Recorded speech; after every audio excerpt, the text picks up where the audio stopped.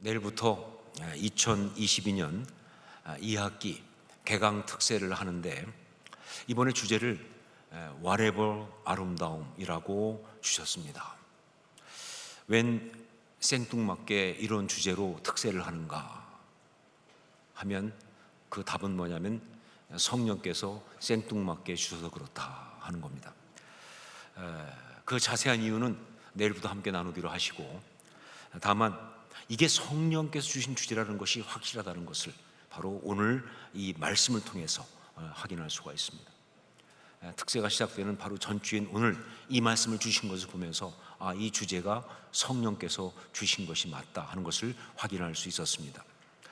오늘 말씀은 언약을 받고 이 세상을 살아가는 사람, 아브라함의 그 살아가는 모습 가운데 있었던 이야기인데, 특히 오늘 말씀은 그 모습 가운데서 정말 아름다운 모습, 바로 그것을 우리에게 보여주고 있습니다.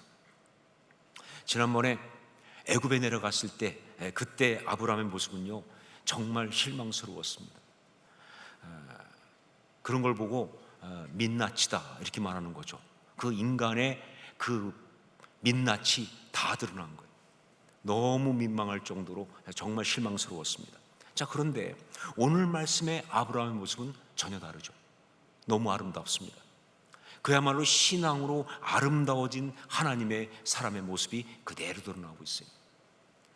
자, 그렇다면 지난번에 그 아브라함의 그 민낯, 인간적인 모습, 그것을 민낯이다, 쌩얼이다 이렇게 말한다고 한다면, 그렇다면 오늘 말씀의 이 모습은 혹시 화장빨이냐 라고 생각할 수 있을 텐데, 아니요, 화장빨이 아니고 정확히 말하면 영빨입니다.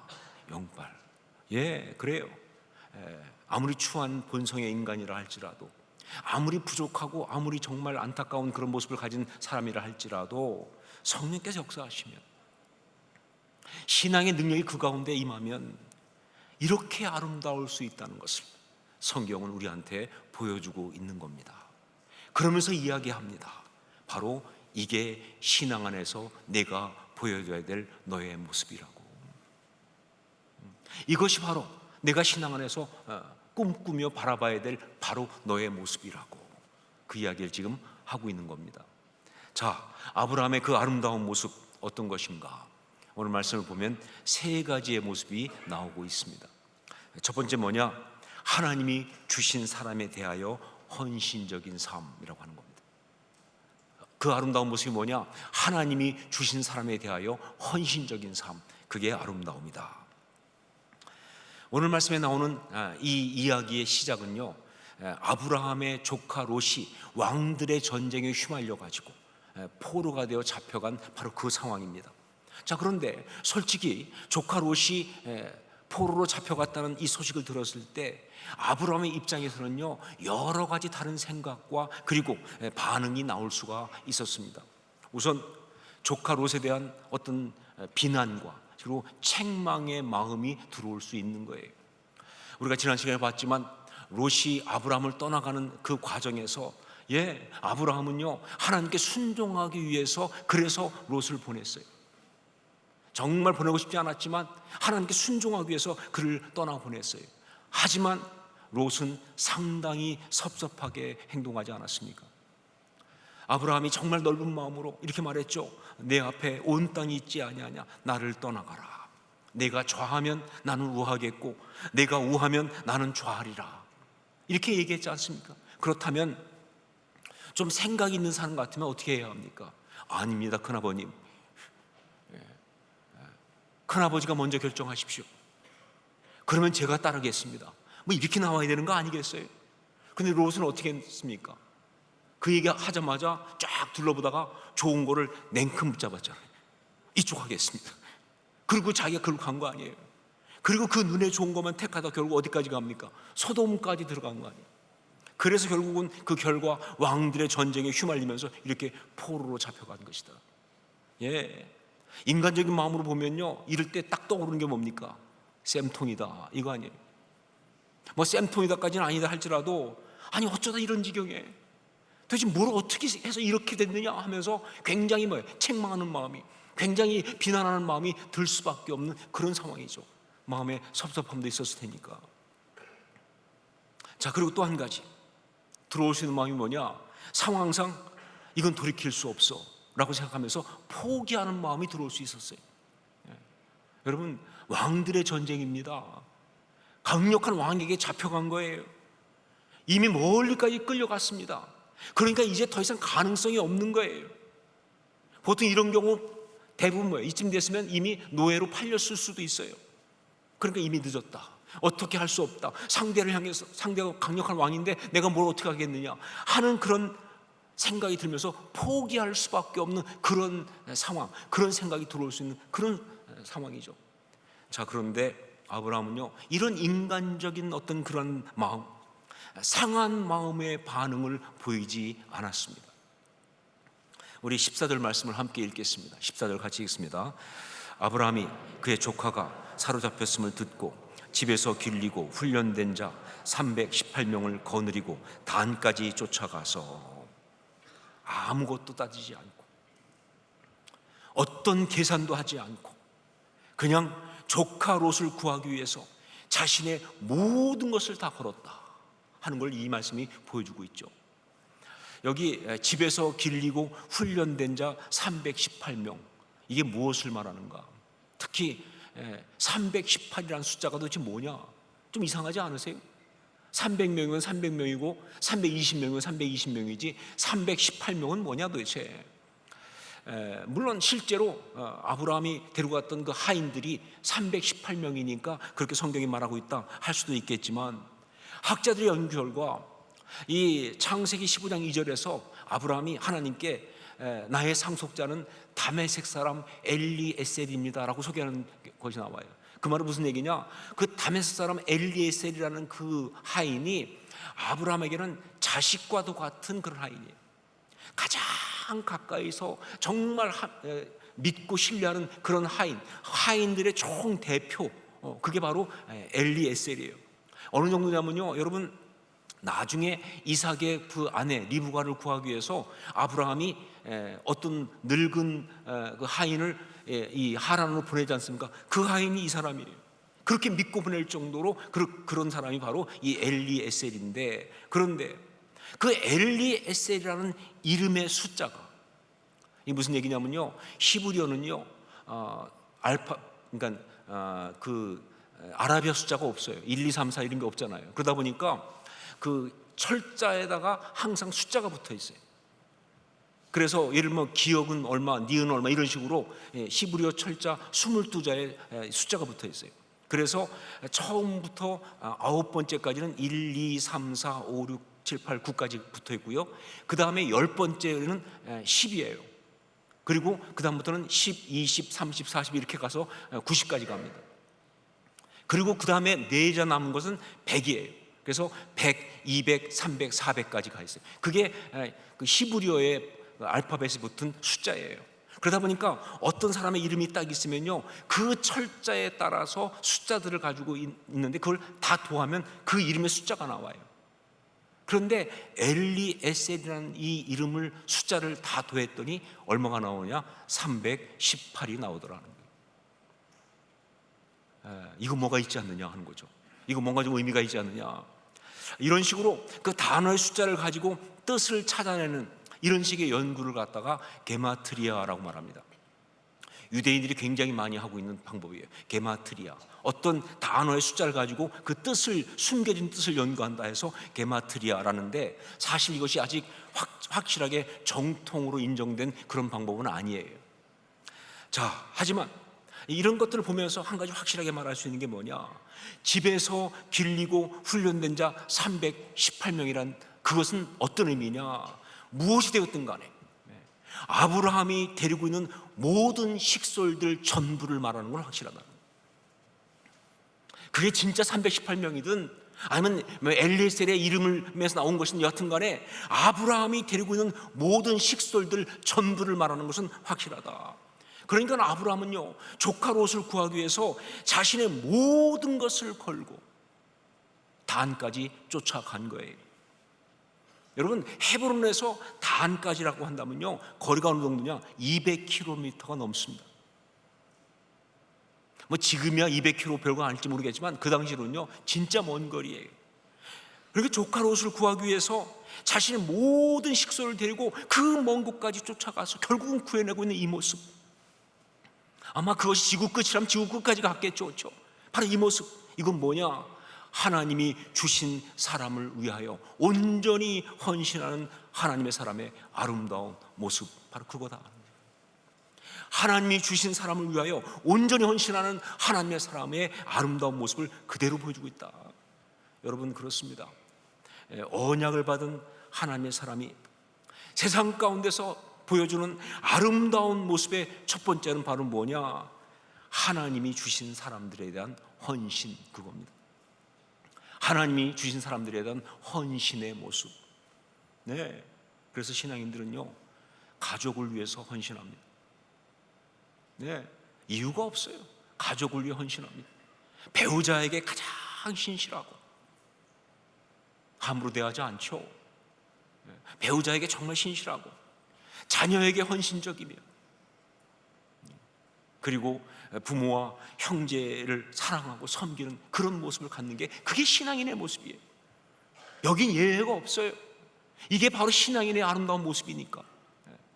또한 몸된 교회 성도들을 정말 자신의 엄청나게 사랑하고 섬기고, 그 가운데 어려운 사람이 있으면요 자기 것을 다 주면서 돕고, 힘든 사람을 위해 중보기도할 때 보면요 정말 생명을 걸고 기도하는 사람들이 바로 그게 신앙인이다 하는 얘기예요.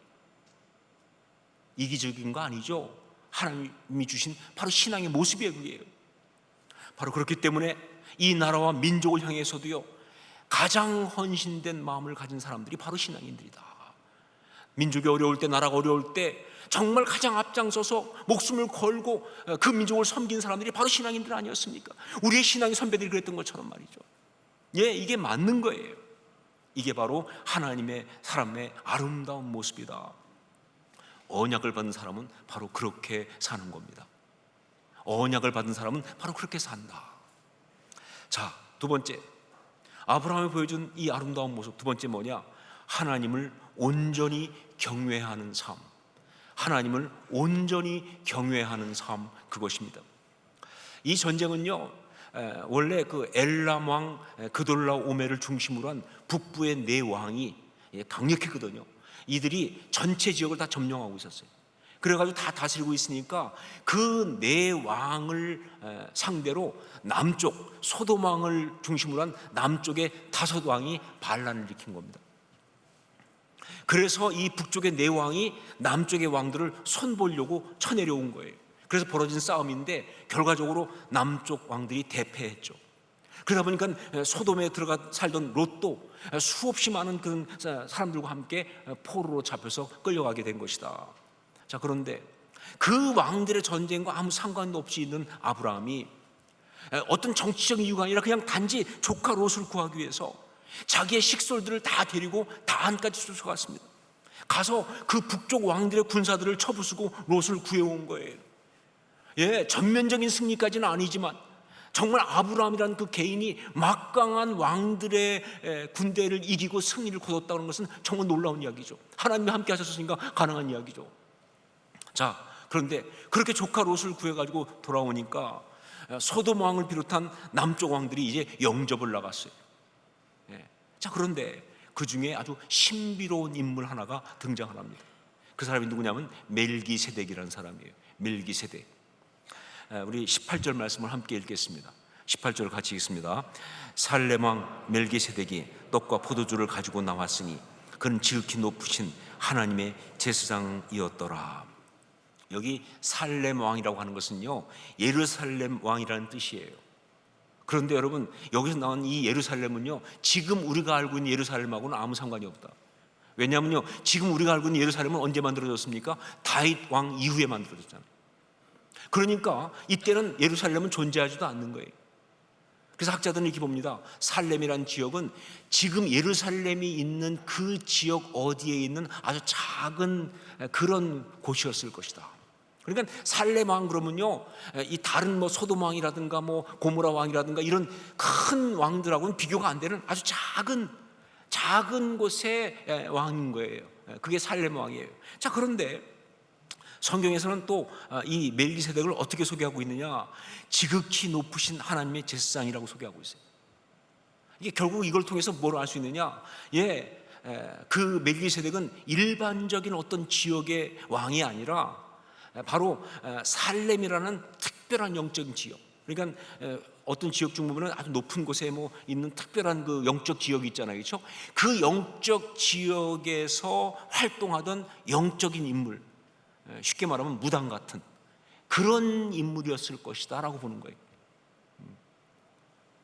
그렇기 때문에 여기서 하나님의 제사장이라는 말도요, 나중에 나오는 뭐 아론의 후손 대제사장, 제사장들 그게 아니고 그런 것이 아니라 그냥 뭐예요, 영적인 어떤 특별한 역할을 하는 그러한 사람이다 하는 뜻인 거죠. 자, 그런데 사실 별것도 아니에요. 특별할 것도 없는데, 그런데 이 살렘 왕 멜기세덱에게 그가 와서 아브라함을 축복했을 때 아브라함이 11조를 드렸다는 게 놀라운 이야기. 아브라함이 이 멜기세덱이 자기를 축복했을 때 그 멜기세덱한테 11조를 드린 거예요. 이게 무슨 뜻인가? 여러분, 이것은요, 히브리서에서 말한 것처럼 아브라함은 멜기세덱을 그 순간 하나님이 사용하시는 사람으로 본 거예요. 그러니까 그 살렘 왕 멜기세덱이라는 개인한테 11조를 드린 게 아니고요, 정확히 말하면 하나님께 11조를 드린 거예요. 그를 사용하시는 하나님께 11조를 드린 것이다. 여러분, 11조가 무엇입니까? 11조가 뭔가요? 이것은요, 성경에 나오는 의미 그대로 말한다면 11조는요, 왕께 신하가 자신이 갖고 있는 이 모든 것이 왕의 것이라는 고백을 하면서, 이 모든 것 주인은 왕이십니다 하는 고백을 하면서 올려드리는 게 바로 그게 11조예요. 그런 의미가 있는 겁니다. 이 모든 물질, 이 모든 것, 이 모든 소유의 주인은 왕이십니다 라고 하면서 올려드리는 게 그 11조예요. 그렇기 때문에 이 11조는요, 왕에게 신하가 드릴 수 있는 최고의 충성과 경외함의 표시입니다. 더 이상의 어떤 것이 없을 만큼 그런 표시예요. 자, 그러니까 이 아브라함이 멜기세덱에게 11조를 드렸다고 하는 것은요, 멜기세덱이 아니죠, 하나님께, 나의 삶의 모든 주인은 하나님이십니다, 이 모든 것도 다 하나님이 주신 것입니다, 하나님의 것입니다 라고 고백하면서, 그러면서 하나님을 향해서 그가 표현할 수 있는 최고의 경외함을 표시한 거예요. 여러분, 이게 아름답습니다. 하나님의 사람의 아름다운 모습 가운데 정말 아름다운 것은 뭐냐? 이렇게 사람이나 상황을 가리지 않고 하나님을 온전히 경외하는 바로 그 모습을 갖고 있다는 거예요. 이게 진짜 아름다운 거예요. 제가 서울의 온누리교회에서 목회할 때, 사역할 때, 그때 함께 사역하던 다른 그 부목사님한테 들은 이야기입니다. 그 목사님이 이제 교구를 맡았는데 그 교구에 한 집사님이 계셨어요. 근데 그 집사님은 정말 신앙이 좋은 아주 귀한 분이었어요. 이분은 정말 아주 실력이 뛰어나가지고 그 당시에 우리나라의 정부에 굉장히 고위직을 하고 있던 그런 분이었어요. 그런데 이 목사님은 원래 그 시골교회 출신이다 보니까 생긴 것도 컨츄리하지만 목회도 컨츄리하게 하는 스타일이에요. 그래가지고 아무 생각 없이 그냥 자기 교구 모든 그런 성도들 가정을 신방을 하겠다 생각하면서 그 집사님한테 연락을 해가지고 내가 언제 신방 갈 테니까 신방 받으세요 이렇게 한 거예요. 그분이 얼마나 바쁘신 분인지, 얼마나 유명한 분인지 아무 생각 없이 내가 신방 가니까 그러니까 신방 받으세요 이렇게 연락을 했는데, 놀랍게도 그 집사님이 자기 스케줄 다 조절하고 그 시간에 신방을 받겠다고 그렇게 이제 한 거예요. 그래서 이 목사님이 이제 그 집에 아파트에 신방을 가게 됐습니다. 자, 그런데 문제는 뭐냐? 그 아파트에 신방을 갔는데 경비실을 통과를 못하는 거예요.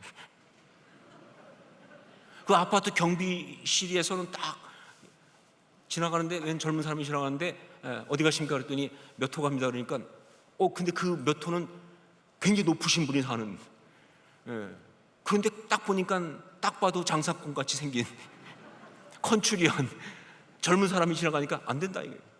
못 들어간다 이거예요. 그러니까 이 목사님이 아니 저는 사실은 교회 목사라고 신방 가는 겁니다. 그랬더니 이 경비 그분이 아니 무슨 목사가 이렇게 젊은 목사가 다 있냐. 못 믿겠다. 그래가지고 막 그냥 거기서 신랑이가 있고 막 어려움이 있고 그러는 가운데 결국은 뭐예요? 그럼 인터폰을 해보자 해서 그 집에 인터폰을 해가지고 연락이 돼서 그래서 이제 올라가게 된 거예요. 아주 어려운 시간, 아주 힘든 시간을 겪고 올라갔다고 그래요. 가가지고 이제 갔더니 정작 그 집에서는 이 집사님과 또 부인 권사님이 정말 그냥 진짜로 이렇게 잘 이게 준비해 놓고 신방 받을 준비를 하고 있더라는 거예요. 그래서 마음이 좀 상했었지만 그래도 딱 신방 받으신 분을 보고 마음이 좀 많이 풀렸다는 거죠. 가서 갔는데 그 신방 드리는 가운데 얼마나 사모하든지 정말 예배도 은혜롭고 막 정말 은혜가 부어지고 참 좋았다는 거예요. 그래서 신방을 다 하고 나서 이제 끝나고 나오는데 이 집사님이 그냥 현관문에서 인사하는 정도가 아니라 밑에까지 내려와가지고 밖에까지 나와서 인사를 하는 거예요. 뭐 나이 젊은 거의 어리다고 할 정도로 그런 목사지만 그러나 신방을 오신 분이고 하나님의 종으로 왔으니까 자기는 정말 그렇게 예의를 다해서 인사하는 거예요. 그래서 그렇게 인사하는데 이 목사님이 자기도 너무 감사하기도 하고 또 그러니까 같이 인사를 하다가 딱 봤더니 그 집사님이 인사하는 뒤에 누가 와서 인사하냐면 경비실 아저씨가 튀어나와가지고 같이 인사를. 그 순간 이 목사님이 울컥했다는 겁니다. 물론 뭐 하나님이 아까 그 자기 그렇게 자기한테 땡땡거리고 힘들게 했던 사람을 이런 식으로 갚아주시나 싶어서 감사하기도 했지만 그것보다 정말 울컥했던 이유가 뭐냐, 그 집사님의 그 아름다운 모습 때문에. 여러분, 이렇게 하나님을 온전히 경외하는 모습은 정말 아름답습니다.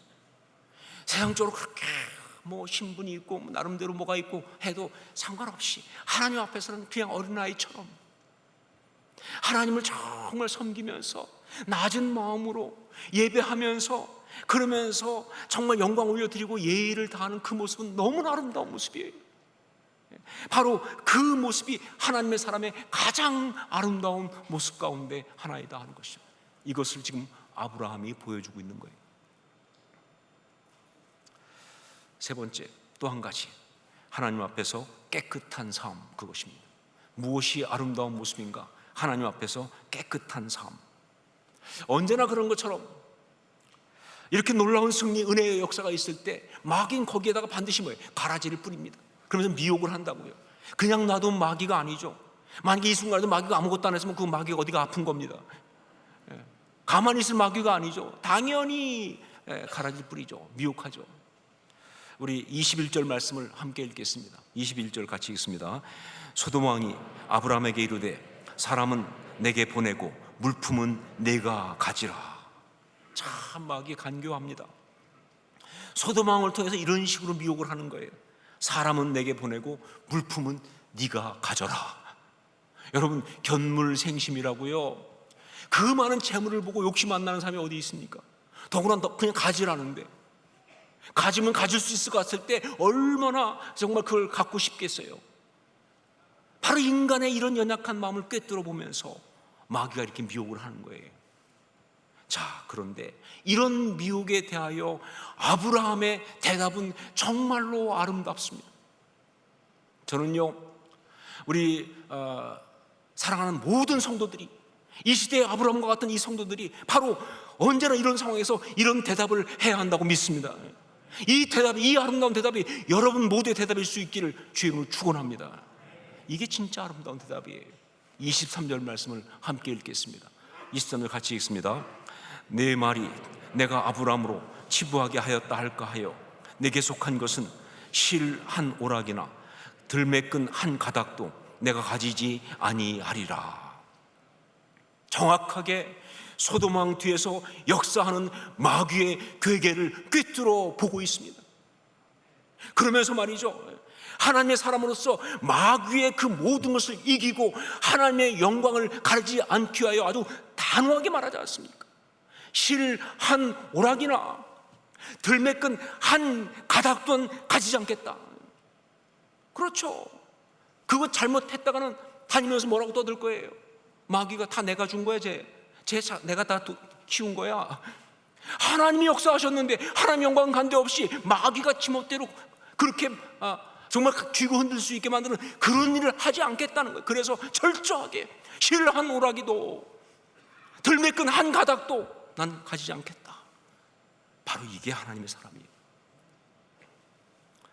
바로 이 모습이 정말 아름답습니다. 하나님의 사람의 이 깨끗한 모습, 바로 소금과 빛이 된 이 모습, 이것이 바로 마귀를 이기고 하나님께 영광을 올려드리는 아름다운 모습이다. 이것이 바로 우리의 모습이 되어야 할 줄로 믿습니다. 그게 바로 신앙이 살아가는 모습이에요. 마귀가 던지는 미끼에 군침 질질 흘리면 정말 모양 빠지죠. 그러면 안 됩니다. 그건 정말 모양 빠지는 거예요. 이렇게 깨끗한 모습, 단호한 모습, 이게 바로 하나님의 사람의 아름다운 모습이다. 오늘 본문 말씀을 묵상하는 가운데 주신 아주 강한 감동, 하나님의 사람은 이렇게 아름답습니다. 이게 쫙 퍼지더라고요. 하나님의 사람은 이렇게 아름답습니다. 하나님의 사람은 이렇게 아름답습니다. 하나님의 사람은 이렇게 아름답습니다. 여러분, 이게 우리들의 삶을 보고 모두가 다 선포하는 그런 이야기가 되어야 할 줄로 믿습니다. 그 사람, 하나님의 사람은 저렇게 아름다운 거야. 그런 선포를 하는 역사가 있을 수 있기를, 그런 삶을 우리가 살아갈 수 있기를 주의 이름으로 축원합니다. 기도하겠습니다.